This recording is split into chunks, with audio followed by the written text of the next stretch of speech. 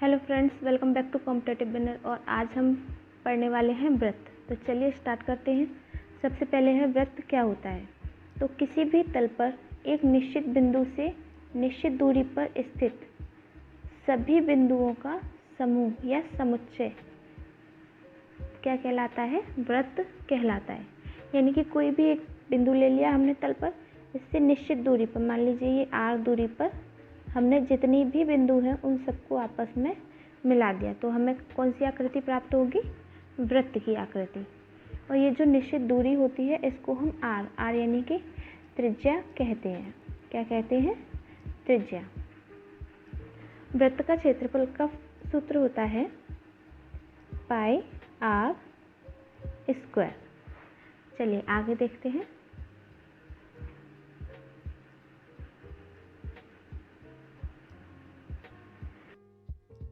चलिए वृत्त में आगे देखते हैं। यहाँ देखना है हमें बाह्य भाग और आंतरिक भाग। तो वृत्त का बाह्य भाग और आंतरिक भाग क्या होता है वो हम समझेंगे।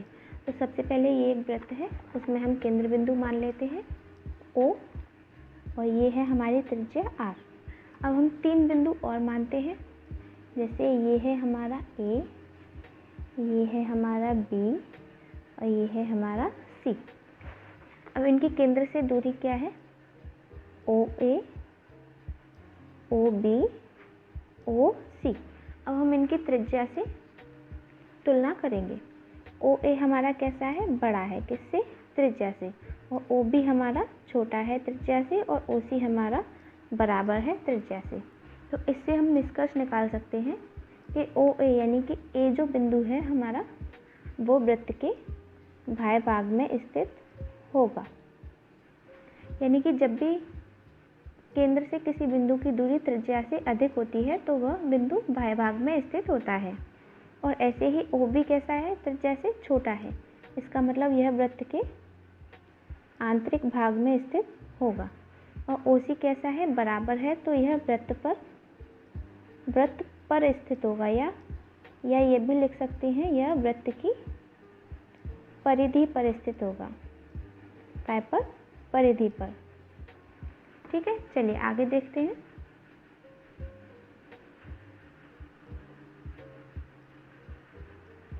आगे हमें देखना है जीवा, व्यास और चाप।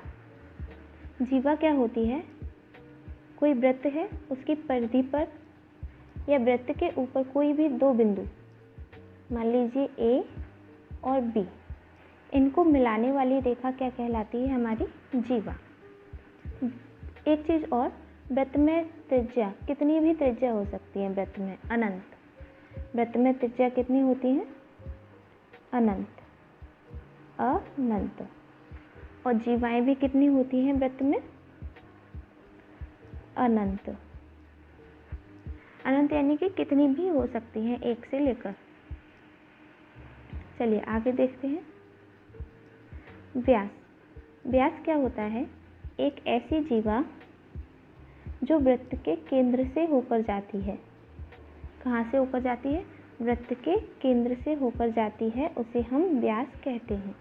अब इसमें देखिए, ये R है और ये भी R है, और ये पूरा क्या है हमारा? व्यास।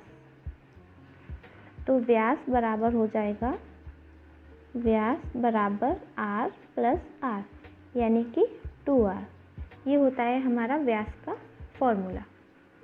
उसके बाद है चाप। क्या है? चाप। चाप क्या होता है? ये वृत्त का केंद्र है O। अब वृत्त पर किन्हीं भी 2 बिंदुओं द्वारा काटा गया खंड क्या कहलाता है? चाप कहलाता है। अब इसमें क्या होता है? चाप होते हैं हमारे 2 प्रकार के। कौन कौन से? दीर्घ चाप और लघु चाप। वृत्त के आधे भाग से बड़े चाप को हम दीर्घ चाप बोलते हैं और छोटे चाप को हम लघु चाप बोलते हैं। जैसे देखिए, ये वृत्त का आधा भाग है, इससे बड़ा जो चाप होगा ये वाला, ये कैसा होगा? दीर्घ चाप। और ये आधे भाग से कम है, इसलिए ये कौन सा होगा? लघु चाप। चलिए आगे चलते हैं।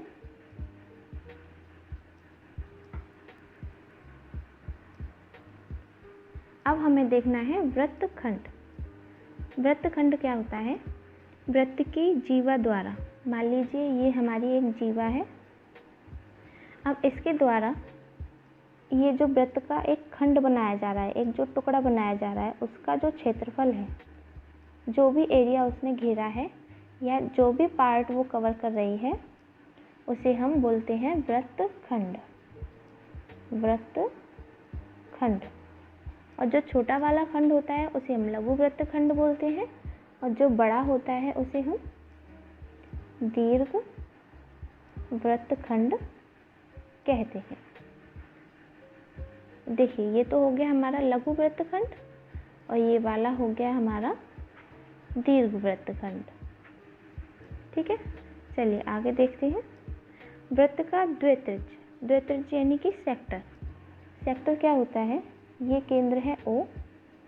मान लीजिए दो त्रिज्याएं किन्हीं दो बिंदुओं पर मिल रही हैं, A पर और B पर। तो इनके द्वारा जो क्षेत्रफल घेरा जाएगा, जो पार्ट कवर किया जाएगा, उसे हम वृत्त का द्वित्रिज्य कहते हैं। देखिए ये भी दो प्रकार के होते हैं, लघु और दीर्घ। मान लीजिए ये थीटा है, तो ये कितना बचेगा? 360 डिग्री माइनस थीटा। ये पूरा हमारा थीटा का 360 डिग्री का होता है। अगर हमने थीटा का ये ले लिया छोटा वाला, तो हमारे पास ऊपर कितना बचेगा? 360 माइनस थीटा। तो इससे हम लिख सकते हैं क्या? इनका क्षेत्रफल, लघु द्वित्रिज्य का क्षेत्रफल क्या होगा? वृत्त का क्षेत्रफल क्या होता है हमारे पास? पाई आर स्क्वायर। तो लघु द्वित्रिज्य का होगा हमारे पास, इसमें थीटा अपॉन 360 का मल्टीप्लाई कर देंगे, तो ये हमारा आ जाएगा क्षेत्रफल। त्रिज्य खंड भी बोलते हैं इसे। तो लघु त्रिज्य खंड का क्षेत्रफल क्या होगा? थीटा अपॉन 360 गुणा पाई आर स्क्वायर। ऐसे ही दीर्घ का क्या होगा? दीर्घ वृत्त खंड का क्षेत्रफल होगा हमारे पास, एंगल क्या है? 360 डिग्री माइनस थीटा अपॉन 360 गुणा पाई आर स्क्वायर। ये हो गया दोनों को निकालने का फॉर्मूला। देखिए अब आगे पूछा है हमसे वृत्त की परिधि। वृत्त की परिधि क्या होती है? जैसे ट्रायंगल में और स्क्वायर में, उनमें सब में पेरीमीटर होता है, यानी कि परिमाप होता है, उसी प्रकार वृत्त में होती है परिधि। ये जो लाइन हमें दिख रही है ना, ये पूरी वृत्त के गोल, इसे हम बोलते हैं परिधि। क्या बोलते हैं? परिधि। परिधि का फॉर्मूला होता है पाई 2 पाई आर। ये होता है वृत्त की परिधि निकालने का फॉर्मूला। चलिए आगे देखते हैं। आगे है हमारे पास समकेंद्री वृत्त। समकेंद्री वृत्त क्या होते हैं? जब किसी एक ही केंद्र पर, मान लीजिए ये केंद्र है O, एक ही केंद्र पर एक से अधिक वृत्त खींचे जाते हैं अलग अलग त्रिज्याएं लेकर, तो उसे हम समकेंद्री वृत्त कहते हैं। मान लीजिए ये है 8 सेंटीमीटर का। अगर हमने इसी केंद्र से 6 सेंटीमीटर की त्रिज्या लेकर एक और वृत्त हमने यहाँ बना दिया, तो ये दोनों वृत्त, मान लीजिए इसका नाम है A, इसका है B, तो A और B आपस में कैसे होंगे? समकेंद्री। कैसे होंगे? समकेंद्री। ठीक है। उसके बाद है त्रिभुज का परिवृत्त। त्रिभुज का परिवृत्त क्या होता है? देखिए वह वृत्त जो किसी त्रिभुज के शीर्ष बिंदुओं से होकर गुजरता है, उसे हम त्रिभुज का परिवृत्त कहते हैं। मान लीजिए एक त्रिभुज है, ये इधर देख लेते हैं अपन। ये एक त्रिभुज है और इस पर एक वृत्त खींचा जा रहा है जो इसके तीनों बिंदुओं से होकर गुजरता है, तो उसे हम क्या बोलेंगे?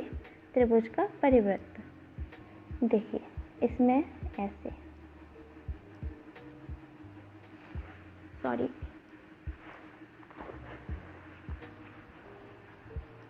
देखिए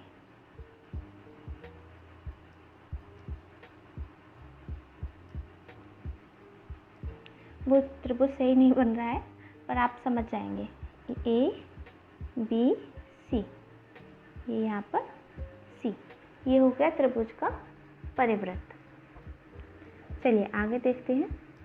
अब है चक्रीय चतुर्भुज। चक्रीय चतुर्भुज क्या होता है? एक ऐसा चतुर्भुज जिसके चारों शीर्ष बिंदु किसी वृत्त पर स्थित हों, उसे हम चक्रीय चतुर्भुज कहते हैं। मान लीजिए एक चतुर्भुज है, पर कैसा चतुर्भुज है, उसकी एक विशेषता होनी चाहिए कि उसके चारों जो शीर्ष बिंदु हैं कहाँ स्थित हो? वृत्त पर स्थित हो, तो उसे हम चक्रीय चतुर्भुज कहते हैं। ये है A B C D. A B C D एक कैसा चतुर्भुज है? चक्रीय चतुर्भुज।